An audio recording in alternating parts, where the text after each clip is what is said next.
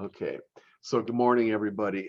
Thanks for coming. I wanted to start the next chapter with a little bit of a PowerPoint, and I'm not going to kill you with PowerPoint. It's got, 10 or 15 slides in it. I think we'll do 4 just to get the sense of value.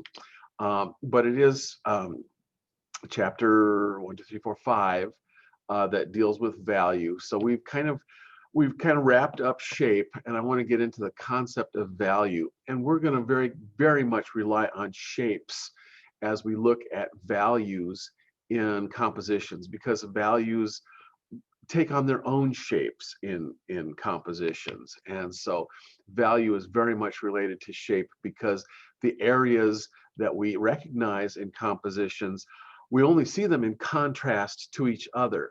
The only way we can see things in contrast to each other is either if they have a line, um, an outside contour line creating a contour, or if they are having different values or colors that make them in contrast to other things. So value is super closely related to shape. So let's go do this thing. It's a PowerPoint.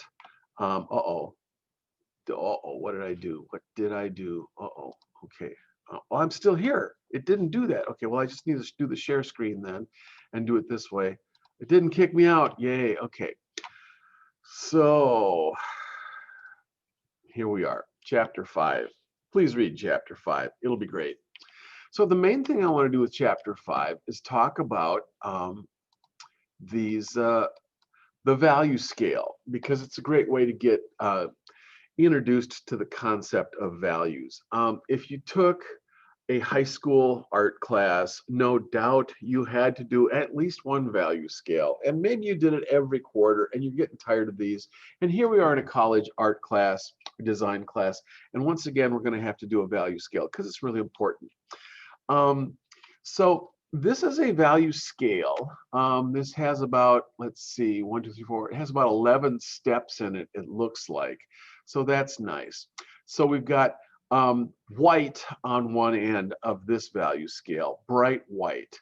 Okay, and then we've got black as you can get over on the other end of the value scale. And in the middle, we have middle gray. It's a 50% gray. It's a middle gray halftone for those of you who are in the printing industry. And so those are like our landmarks for looking at the value scale. And for this particular value scale, we have black in all of these little Tylenol capsules in the upper portion of the value scale, so that we can compare the value that we are in with the value black. And down here, among all of these little Tylenol capsules down here, we have white. So we can compare white with the value that you happen to be in this value scale. Now, the whole thing about a value scale is that there are supposed to be incremental, discernible changes in value. As you step down the value scale, you want to step and step and step. And at every boundary, you want to be able to see a difference in value from one value into the next value. And so every time you come up the value scale, you should be able to recognize and see one value. And I say that now because when we draw our value scale, when I ask you guys to create a value scale, oftentimes you guys get it's difficult. The human eye can detect like 1,000 different values when we are trying to detect the changes in value. And yet as artists, we are really hard put to do 9 different values in a value scale.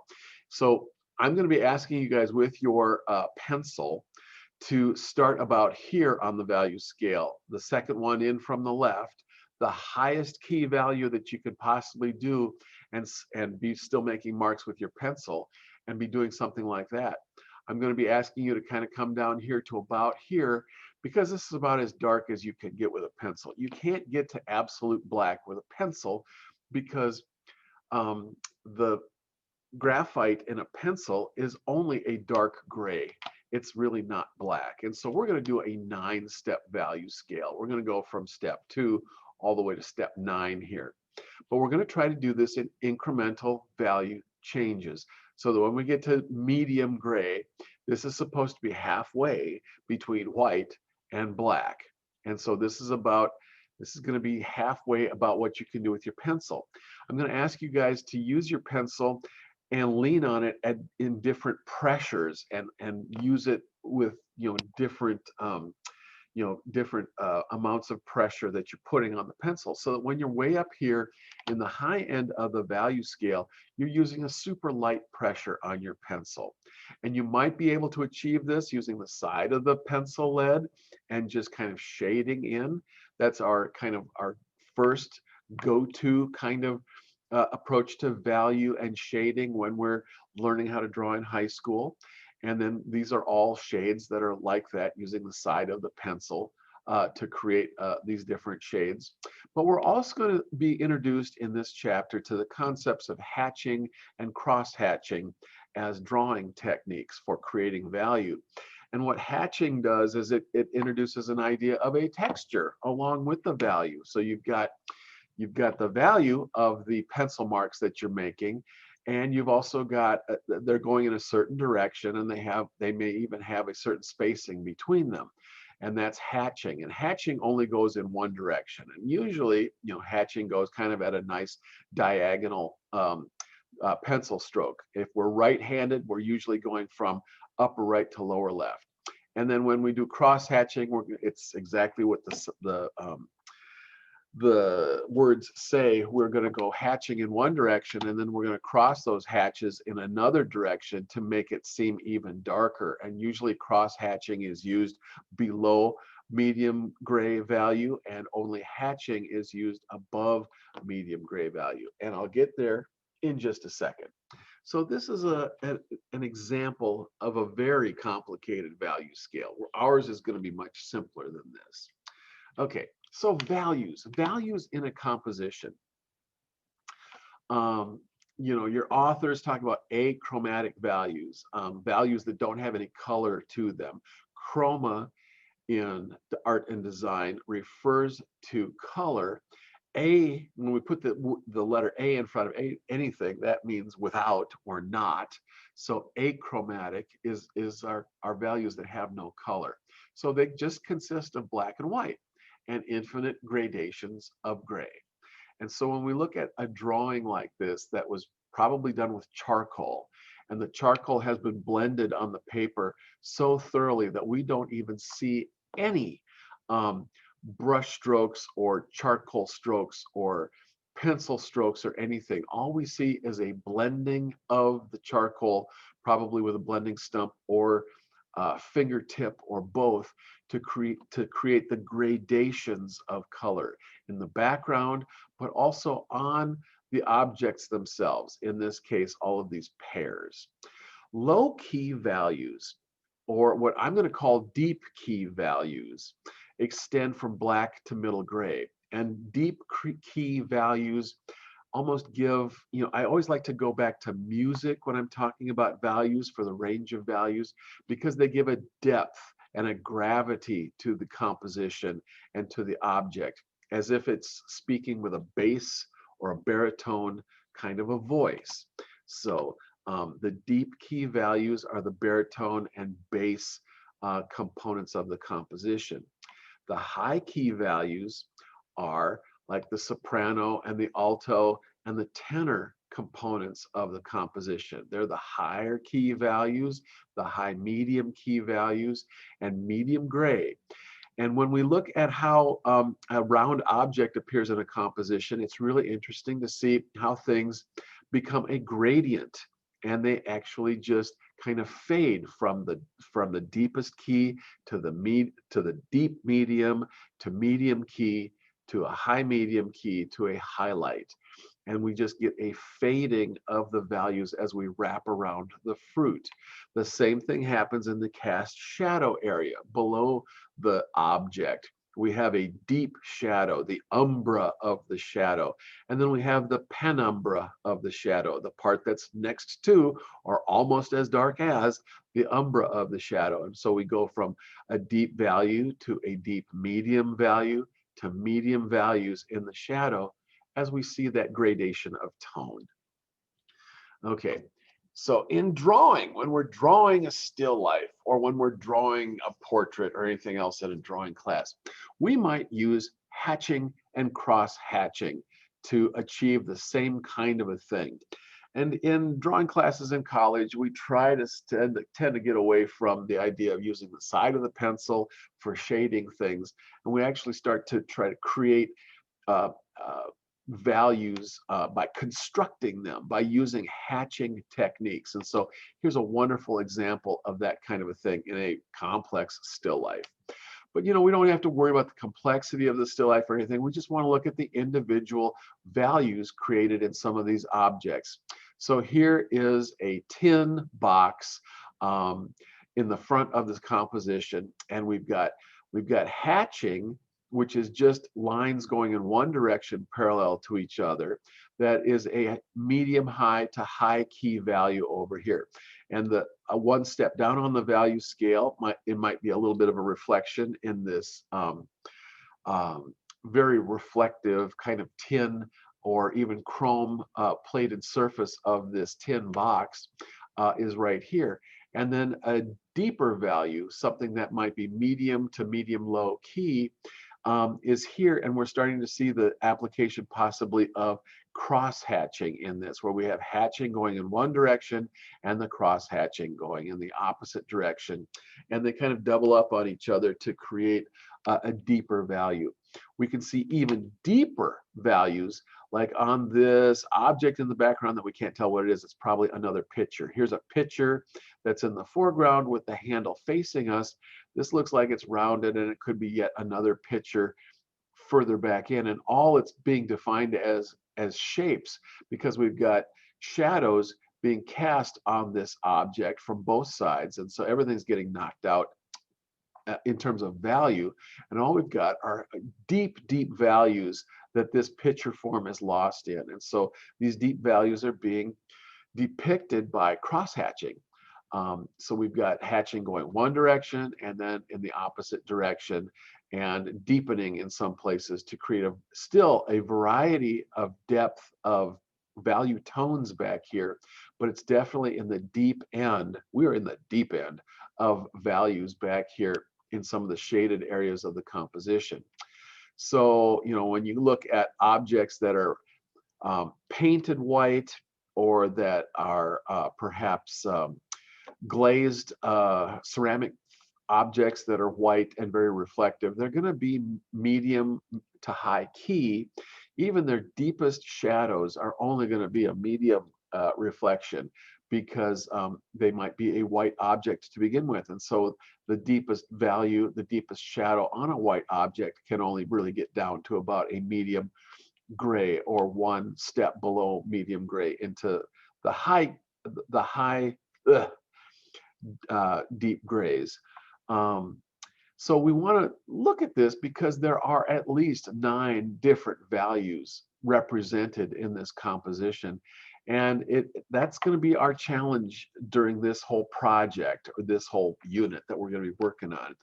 We're going to do a value scale, and then I wanted to do a drawing after that where we're going to try to do a portrait where we can apply the values, and every place where you apply a value in a shadow shape, it becomes a shape. It becomes an actual distinct shape in the composition. When we look at black and white photography, we can really break down these different kinds of ways that light is reflected to the viewer's eye. So in photography, when we have lighting and a single light source, this single light source is off to the right of the composition, and it's out in front of the composition. It's kind of coming in at an angle just about where A and the arrow for A are coming in. The light source is kind of coming down at this angle. So it is hitting the glazed white ceramic teapot at this point, and we see the hot highlight right here, which is coming reflected back to our eyes as white. Then the general reflection of light back to our eyes that isn't a highlight is just called the lit portion of the teapot, where the light is reflecting mostly back to our eyes. 60, 70, 80% of reflection coming back to our eyes is in the lit portion of the teapot. So it's this portion right here, plus this portion of the um, uh, spout of the teapot. And some things are even recapitulated in smaller forms, like up here on the knob up here, we have a teeny tiny little highlight up there, and then a lit portion of the knob before we get into the shadows. When we go from the lit portion of the teapot, we go to what is called the shadow boundary or the shadow edge, which is kind of a misnomer because there's really no edge here. It's kind of a boundary area where the shadow is making a gradual shift from the lit portion of the composition into the shaded or shadowed portion of the composition. But this would be our boundary layer, our shadow boundary edge. D is the actual shadow, shaded portion of the object. So if the light is hitting from over here on the right side, over here on the left side is the shaded portion of the object. We also have cast shadows. We have an object that is in front of the light, and so when it is standing in front of the light, it would cast a shadow that would actually create a shadow shape behind it. And so E represents the cast shadow area of like this cardboard box that the teapot is sitting on top of. So there's a shadow here cast behind it, and there's a tiny little shadow attached to the foot of the teapot that's back here on the box too. F is a really interesting part of light because there's lots of reflected light. Reflected light is bounced all over the place in a composition. And so when we've got a light source that's off to the right and it's shining into our composition, it's even bouncing off of the background. It's bouncing off of the ceiling, it's bouncing off the floor. And so there's a tiny little sliver of reflected light. It's almost like a halo on the back side of this teapot handle. That teapot handle is not receiving any direct light from the light source out here. This edge of the teapot handle is receiving a little bit of reflected light right there. And there's a little bit of a halo of reflected light happening on the shoulder of the teapot right here, going up the neck, into the shoulder of the teapot, and coming down the belly of the teapot right here. These are the tiny little things that if you can observe them and find them and then draw them or somehow make sure that they're there, they are the things that really help to sell your drawing as something where you've got really good handle on all of the different kinds of light that can happen in a composition, in a photograph, and that can be defined or represented in a drawing possibly that we're going to do. So we got to move on because I'm taking up too much time. When you can have shadows, and shadows are cast by objects. And when you put together a composition where you're not paying attention to how the individual objects are presented to the viewer, or how they are reflecting light back to the viewer, or you're not paying attention to how they're casting shadows on each other, you can get a hot mess. And this composition is a hot mess of shadows and highlights and stuff that makes it very difficult to see what you've got here. The bottle is pretty easy to figure out because the bottle has highlights on it and shadows and lots of reflections on it. And you can tell that the bottle is a bottle.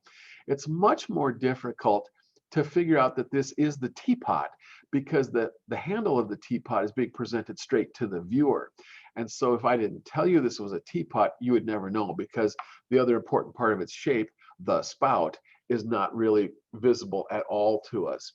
Plus the bottle itself is casting really strange shadows on the teapot, which are breaking up the edges and the volume of the teapot, which makes it hard to see the teapot as it is. But when we get over here into this part of the composition, things really go sideways because we've got this sculpture here kind of in the middle of the composition, and it's a solid sculpture. And so when it casts a shadow, it's casting a shadow on this portion of the still life back here, which is supposed to be a horse's skull or a cow's skull or something like that. We use skulls an awful lot in drawings to create still lifes because they're interesting things to draw. but you can barely even make out the idea that there's an eye socket over here, or that this is a horse's or cow's skull, because the shadow cast from this sculpture in front of it is breaking up its outline so much that you can barely see what it is. And the cast shadow that's on this block of wood makes the block of wood really difficult to see, except where you can see the actual wood grains in the block of wood. So it's really important to become sensitive to shadows in a composition, to the range of value in a composition. And when you're an artist, and when you're composing a composition like a still life that you're going to draw or render for the viewer, you also have to take into account what's happening with the shadow shapes and the cast shadows and the highlights in the composition, to see that it all works together in concert to really reveal to the viewer what the actual shapes are that you're drawing to the best of your ability. So it's going to be important when you guys take a selfie of yourself, so that we can draw a self-portrait of yourself in this project, that you are well lit, that you don't have any weird shadows happening on your face, that you're not back in the trees or someplace where there's a strange cast shadow being cast across your face, unless it really is an important part of the composition and it's an interesting shadow and it does something interesting or profound to your face that is an important part of the composition. Let's see, I'm going to skip a lot of this stuff. I mean, the Renaissance was a time when artists and painters decided that they were going to discover light and try to understand how light fell on objects and was reflected back to the viewer, and how shadows worked.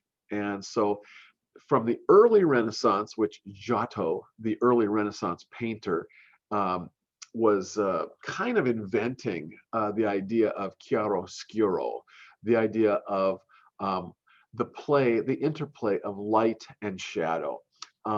In Italian, the word chiaro means light, and the word scuro means dark. And in English today, we have the word obscure, which comes from scuro, from the Italian, which means to hide from, it means to make it difficult to see something. So when you lose something in shadows, you make it difficult to see something clearly. And so that's where the whole idea of obscuring something came from. It comes from the word scuro, which means shadow, and chiaro means light. So the interplay of light and shadow, we've got a light source, again, over on the right side of the composition, so that you're seeing the highlights on the right side of every object in the composition. You're seeing shadows on the left side of every object and every drapery fold, and they're all being treated in a very uniform kind of a way. And you're seeing really deep shadows down in the crevices of the drapery folds. And again, they're being treated in a very uniform way. And you might think that that was the way things have always been.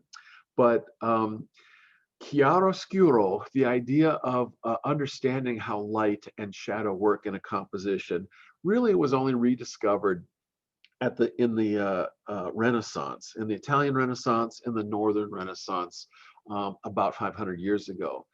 And before that, in the Middle Ages, we had kind of we were not paying as close of attention as trying to make things uniform in compositions.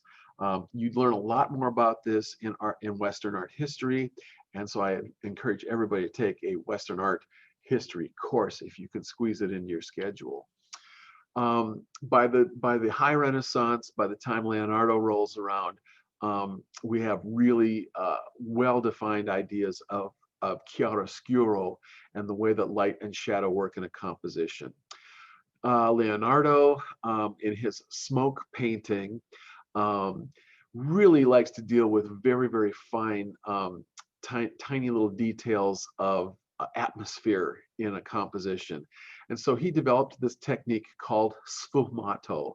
And sfumato, again, is an Italian word for smoke, and it refers to the idea of smoke painting, in which super soft blending and very soft, subtle transitions of value happen in a composition. So this landscape, this kind of tortured, almost surreal landscape in the background that's kind of almost lost in mist and in fog in the background is an example of sfumato. And on Mona Lisa's head, there's just the very barest depiction of like a little tiny thin veil that she's wearing across the top of her head. And it kind of is supposed to come down around, come here, the side of her head right here. And again, that's more of a sense of sfumato, very subtle blending of what we would call in painting glazes to really get very, very subtle techniques. I think I'm gonna just leave this here for now. Um, do I really want to do this? I think I'm gonna maybe just run to the end of this slideshow really fast. Um, the effects of light on objects. This slide really depicts one source lighting and double source lighting effects on a still life. This is the same still or similar still life, top and bottom. They just removed the block of wood in the second still life. But in the upper still life photograph here, we have one source of light, and it's coming over from the right-hand side. So we have highlights on one side of an object and shadows on the other side of the object, and cast shadows behind the objects. Pretty basic stuff, right? When we get to the bottom element here, we have two sets of lights here. We have double illumination. We have a light over on the right-hand side of the composition, and we have a light source over on the left-hand side of the composition. And so the lights shining in from both sides tend to really flatten out and cancel out most of the shadows in the composition. And so it moves your highlights or your lit portion of the object to the center of the object. The cast shadows are much more minimized, and it tends to flatten out all of the objects, so they seem a lot flatter in the composition. The objects in the upper composition seem much more three-dimensional and dynamic because they have highlights and shadow edges, shadow boundaries, and cast shadows and shaded areas and reflected light and all of that kind of stuff that makes them much more interesting to look at. When you have generally lit things with equal light from both sides, it flattens them out. They look very boring. There's not too much variety in terms of shadow or anything else in the composition. When we talk about photography, we talk about the golden hour of shooting photographs outdoors, either in the early morning or in the late evening, where you have the sun very low in the sky. And it's the same kind of an idea. You get way more dramatic lighting from natural light when you're shooting during the golden hour, either early morning or late evening when the sun is at a low angle coming in, and you get the dramatic shadows happening. During most of the day when the sun is high in the sky, you tend to get very flat lighting outdoors. And most of your photography is going to be quite boring and not very interesting to look at because of that kind of flat lighting. So we want to kind of keep in mind the idea of that kind of lighting, especially if you're going to go into photography in the future. Okay, and I just want to go just to these last two images in this presentation today. Your authors end this chapter talking about closed value compositions and open value compositions. This is an example of a closed value composition. So every shape has pretty much its own value in it for the most part. And then when you go into the next shape outside of that shape, you get to a different value. And it's very kind of quiet. It kind of drains all of the energy out of the composition. When you go from one shape to the next shape, and even these shapes, all of them mostly have contour lines that even help to define the shape, but then the shape really contains a value inside the shape. And then when you go into the next shape, you go into another value in the adjacent shapes. So every single object, every single shape in this composition has its own value, and that value is contained within its own shape. Whereas when you look at a painting like this, where a lot more expressiveness is happening, the brush strokes are looser and the shapes don't contain values anymore. Values tend to blend from one shape into the next, and they're not contained by the outside contours of shapes. And this is the most closed value image in this whole composition, because when you get out here into these very much more abstract forms, the shapes are no longer containing the values. The values tend to blend, and they don't respect the boundaries of shapes anymore, and they go all over the place. And it becomes something that's much more loose and expressive. And that's what this is a good example of an open value composition. Closed value composition and open value composition are two different approaches to value. Both of them contain value, and so neither one of them is right or wrong. It's something that the artist or the designer has to learn how to apply, given the kind of impact or the kind of thing that you're trying to express in a composition, and really what your personal style is in a composition. Some people are much more interested in having an open value composition because it allows them to be much more expressive and loosey-goosey in the way that they're expressing value, while other folks are very much more, let's just go back, much more comfortable with closed value composition, where every shape kind of helps to contain, for the most part, its own value.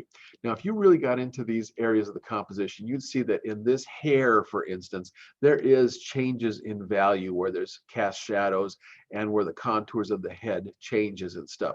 So just because this area of hair right here is predominantly one value doesn't mean it's completely one value. The value does even change within that hair, but for the most part, these faces and all these other shapes in all of the other parts of the costumes and everything else are single values that are contained within the contours of the shape. All right, I'm going to leave that there for now, and I'm going to come back to you guys with my face. So what I've done is I've created our first value scale project, which is going to be about creating just the basic value scale. I've given you a value scale worksheet to actually create the value scale on, and then there's an additional sheet that has instructions on it. Plus, I've written out pretty thorough instructions in the e-learning in the coursework description. So it's going to be a pretty straightforward value scale that we're going to do over the weekend. And I would love it. I put an initial due date on it of Sunday night, and then I put a late due date on it that I would accept them until Wednesday night.